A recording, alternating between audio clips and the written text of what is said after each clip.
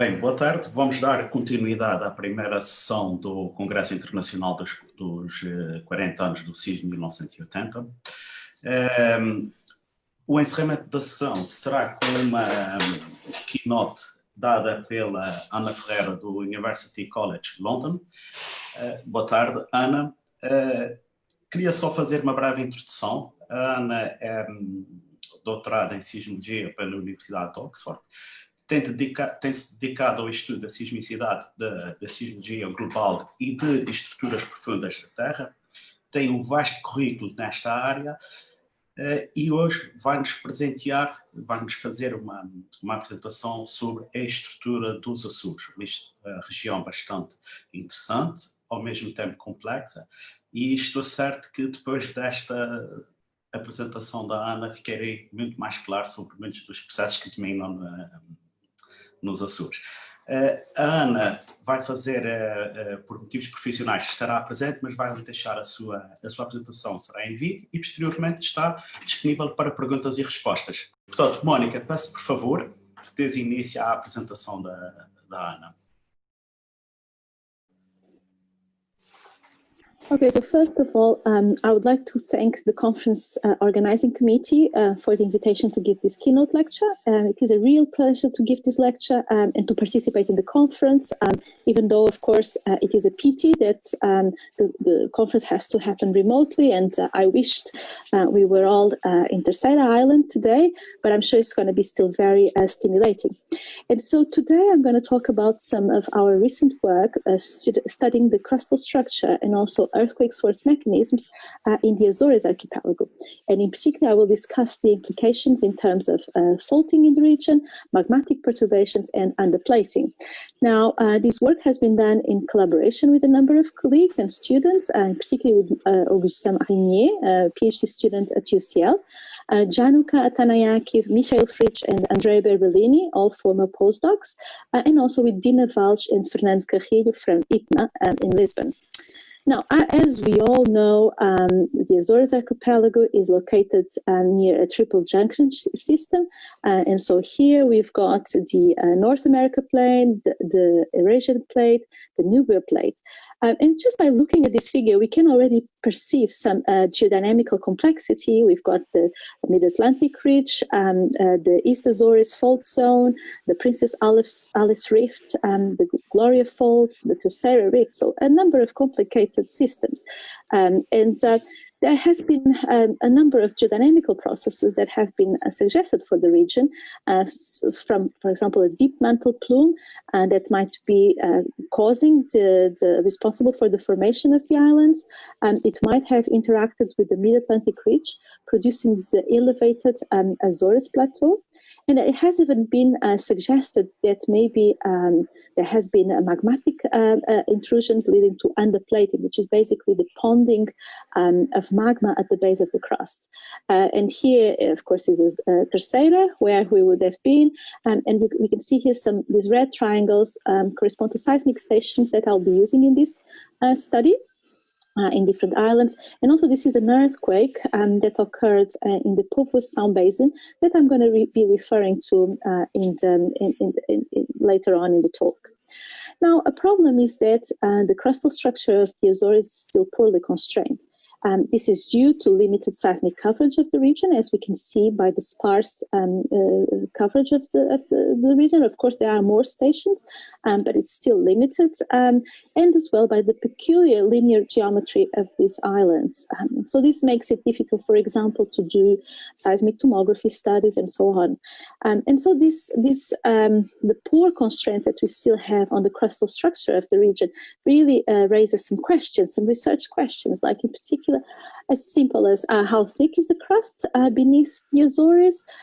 Is there any relationship between the crustal thickness, plate age, this possible mantle plume, and or just local tectonic processes? Is there magmatic underplating, so this ponding of magma in the bottom beneath the crust? Beneath these islands, and also more generally, what is the influence of regional seismic structures on local earthquakes. Okay, and so these are some of the questions that I'm going to address in this talk. Now, how will we address these questions? We will be using two main methods, two main approaches. The first one being using teleseismic Rayleigh wave ellipticity analysis and inversion for crustal structure, and the second one being doing earthquake source inversions using local and teleseismic waveform data. And we will see the links between them. So starting with this first key approach, what is Rayleigh wave ellipticity? So for those not familiar with the Rayleigh waves, they are a type of seismic surface wave that travels along the surface of the Earth, as illustrated in this cartoon with this type of particle motion. And when we look at seismograms, they are these late arrivals with high amplitudes, and we see them in the vertical component and in the horizontal radial component. And just for information, on the other horizontal component, the so-called transverse component, we have another type of surface waves, which are called the love waves. And so basically, they typically have retrograde particle motion, these Rayleigh waves, as illustrated here. So I was explaining what is ellipticity, which is the key tool that we used to constrain the crustal structure in the Azores. And so basically, if you consider a Rayleigh wave, which is one of the types of surface waves that has this elliptical particle motion, then the ellipticity of Rayleigh waves is defined as the ratio between the horizontal component of the motion and the vertical component.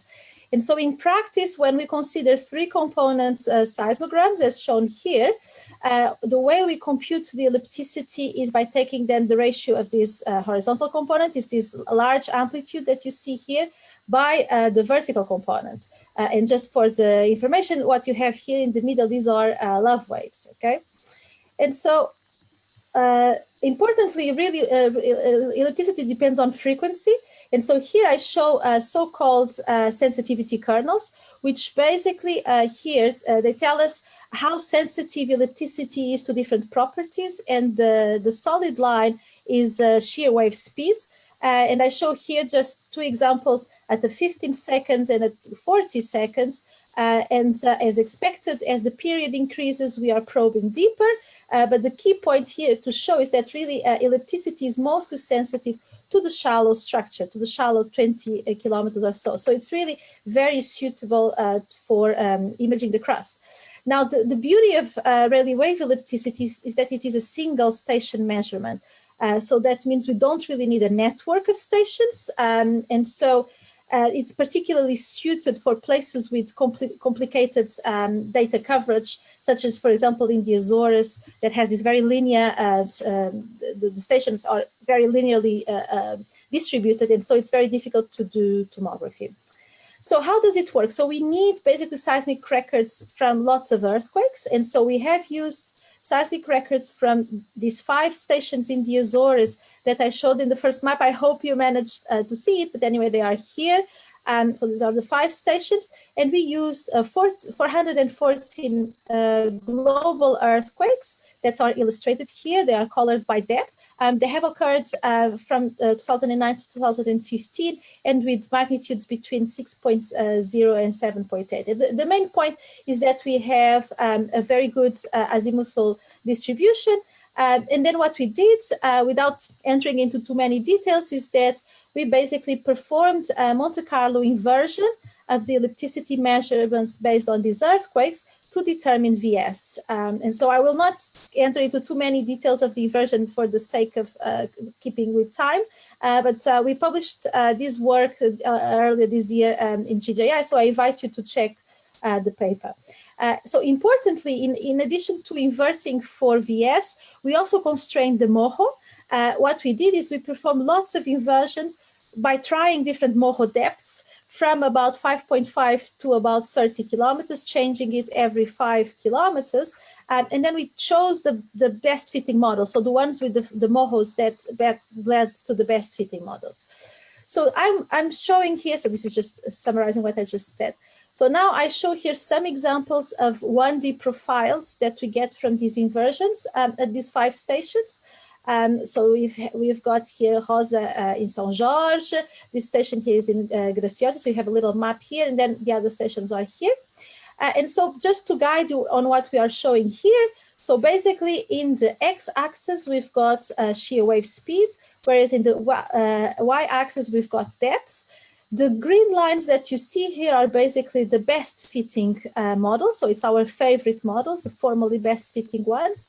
And the black lines that you see, these are basically our uncertainties, which we estimate by considering models that fit the data within 20% of the best fitting model here in green.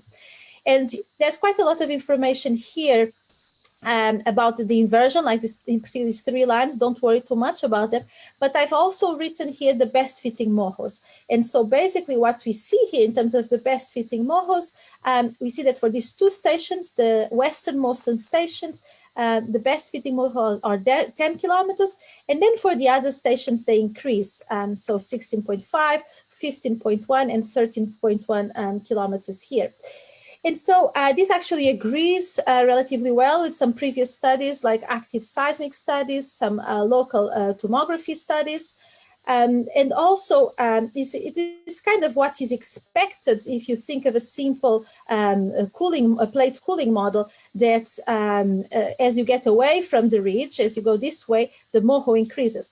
However, if you look in detail at the values, the moho depth increases faster than basically what is expected for a plate cooling model. And so we speculate that maybe these perturbations are due maybe to, this fast increase of the moho is maybe due to perturbations of the plate ambient thermal structure, maybe due to some magmatic activity. So that's sort of our speculation. And so basically, if we look at the geographical distribution of the shear wave speed, which we have here now, so we have now the velocities. It's the same as before, but represented geographically. So at depths of 1 kilometer, 4 kilometers, 8 kilometers, and 12 kilometers. So just bear in mind that basically the colors, so warm colors mean slow wave speeds, whereas cold colors represent fast wave speeds. And on top of that, we also plot the uncertainty. So the diamonds that you see in this gray scale represent the uncertainties. And so there are quite interesting features again when we look at them. So for example, we see that at these very shallow depths, these stations here in the eastern sides, in São Miguel and in Santa Maria here, they basically are slower than the stations in Graciosa and in São Jorge. They are the slowest ones. They have relatively slow values of about 1.4 to 1.7 kilometers per second, which compared to 1.7 to 2.6 in these other stations here in Rosa and PGRA. Then if we go deeper, as expected, the velocities increase, as shown here. So at 4 kilometers depth, they are around 2.4 to 3.3 kilometers per second. And then as we go deeper, we see again this very clear trends with these easternmost stations being definitely slower than the westernmost stations. Bear in mind that at 12 kilometers depth, we don't have any more velocities for Rose and PGRA because you might remember the moho depth for these 2 stations was 10 kilometers, and so we are already at the moho. Now, something that is really very interesting is to try to start to think about how do these velocities relate to the age of the islands, which I have summarized here. And so we basically see that sort of as expected, that since São Miguel and also Terceira are younger islands, they are slower. So that makes sense. And so then São Jorge and Graciosa are slightly older, so they are slightly faster, which makes sense. But then the anomaly is Santa Maria. Santa Maria is thought to be one of the oldest islands in the archipelago. And so it doesn't really make a lot of sense that it's much slower. And so the speculation that we do here, the interpretation is that maybe this is due to some magmatic intrusions, as has been previously suggested by geological studies, that maybe there has been magmatic intrusions leading to underplating and to uplift of the island. So it seems to be consistent with that. So another comparison that we've done is that we compared our new 1D models obtained from ellipticity with those from receiver functions, which are shown here. So in green, that's our study, one example from station CMLA. And then the other colors are from different receiver function studies from Silveira et al., a relatively long period receiver function study, mostly focused on the mantle, really, and then a more recent receiver function study by Speaker, these two ones here, which are more focused on the crust. And so what we see that is quite interesting is that there's some difference in the very shallow part. So in particular, in these top two kilometers, our model is definitely slower, and that appears clearly in the data as well. So here on the right, I've got the Rayleigh wave ellipticity in the y-axis against the wave period, and you really see that. And then these lines here are the other lines are the predictions for the different receiver function studies. And you can see that as we go to shorter periods here, where we are probing the shallow structure, the receiver function models cannot really explain the data. And so this is a robust feature. So it seems that our data are indeed predicting a slower region in the top of the study region, which actually can then have, for example, implications, for example, for hazard studies. So it's quite interesting. Okay, so these are nice results in terms of the interpretation of the Azores crust, and even with maybe some potential implications for hazard. And this is based, of course, on distant earthquakes, as I showed in the map. So then the question is, how well do these new models that we got from ellipticity data actually explain local data in the region? So from local earthquakes. And so this really takes us to the second part of my presentation, where I'm going to show some examples of results from earthquake source inversions using local and teleseismic data, actually mostly local data in this example here, where I will use for the inversions actually the 1D models, the 1D crustal models that we got from the inversions of the ellipticity data. And so without entering again into too many details, the results that I'm going to show you are from waveform inversions of this local data using some least squares approach, and in particular to see how well the new ellipticity models actually constrain earthquake sources. And so I'm showing results in particular for magnitude 5.9 earthquake that occurred on the 30th of April 2013 in the Povoação region. I showed it actually, it was in the first map, so a little bit next to São Miguel to the east. And so here what I show are basically comparisons of observed seismic waveforms in black with predicted seismic waveforms in red for different stations and different components after having done an inversion for these earthquakes. So these are local data recorded in the Azores from a local earthquake. And this is for one of the models that we have obtained from the ellipticity data. There are a couple of stations that don't fit very well, which we don't use in the inversion, but overall the fit is really very good, which is quite encouraging. And so now I'm going to show you a more complex figure. Bear in mind with me. So this is now these are now results from inversions for the same Povoação earthquake as shown here.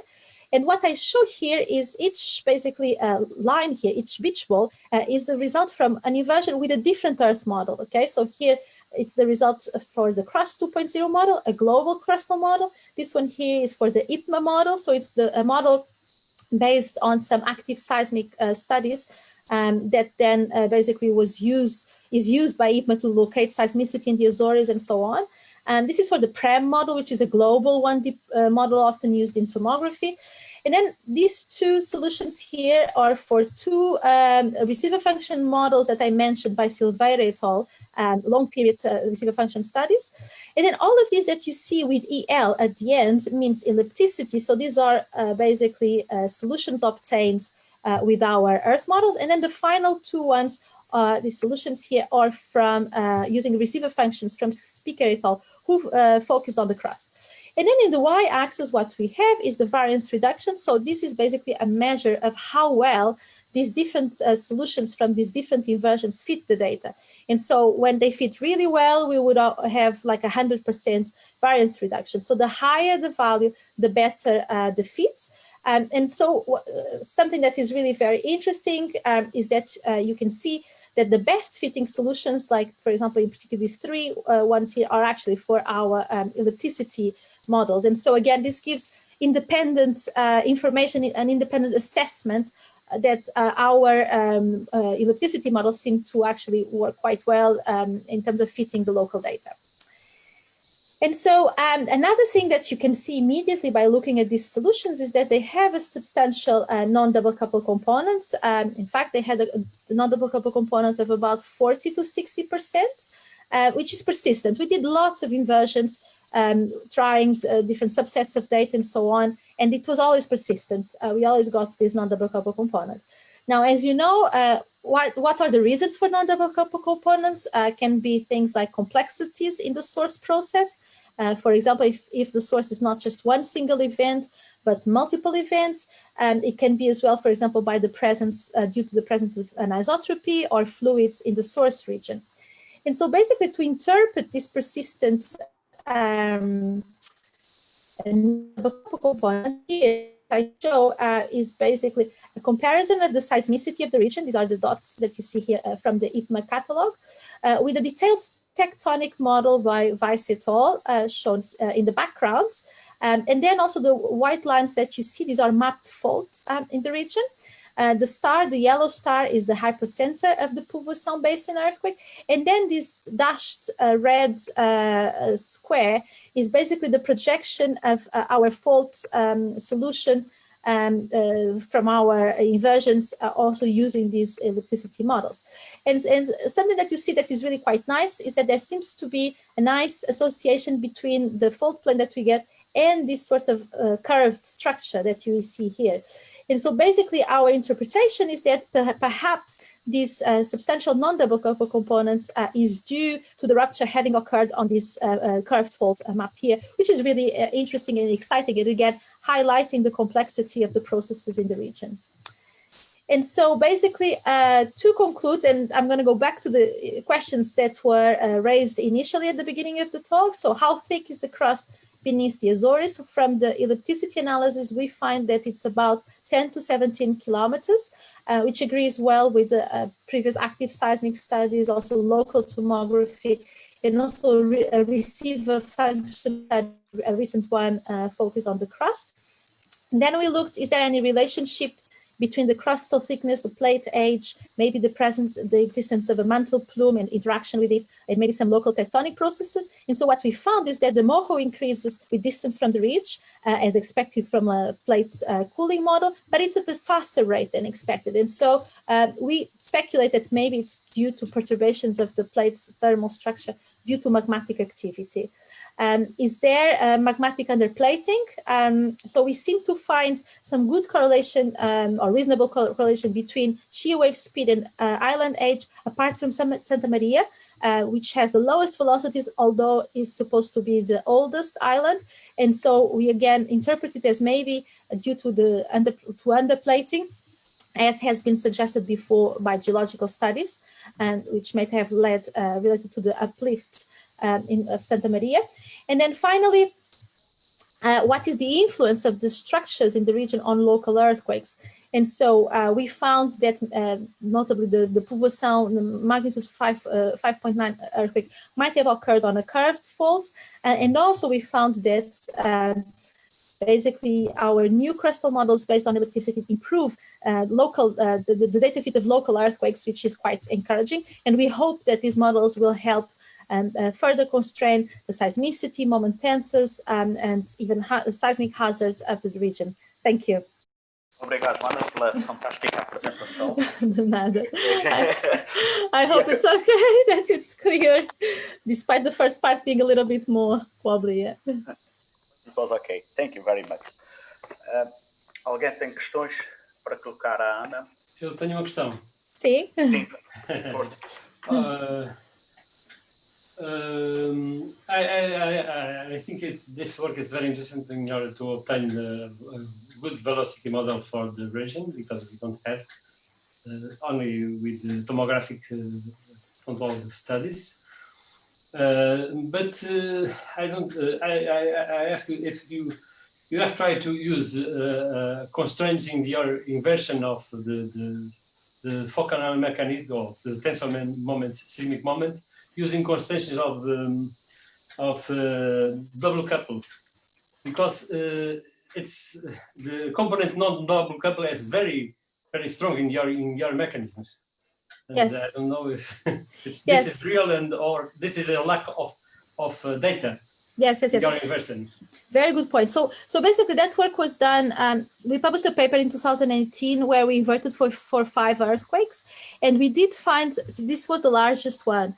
We did find for some of the smaller events, we definitely get spurious non-double couple components, because what we do in our inversions is we do lots of inversions, like doing a bit of a bootstrapping approach. For example, we do lots of inversion, excluding and including different combinations of data. We also played around with noise. And on top of that, I didn't present here, but we also did inversions with teleseismic data, actually, for these events, and with 3D modeling.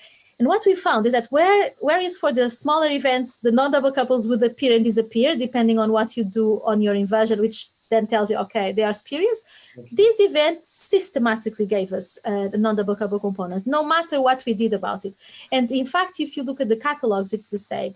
And so we are quite confident that that it's, you know, it's a real feature. And so then we now this is interpretation. We interpret it as a you know, occurring on this curved fault, which is, you know, open for discussion. But in terms of the robustness of the non-double couple component, we are quite convinced that it's real. Because as I tell you, when we do the teleseismic inversions, we also get it, and, you know, there the coverage is really good. Thank you. Thank you. Ana, quero agradecer muito a sua apresentação. Obrigada.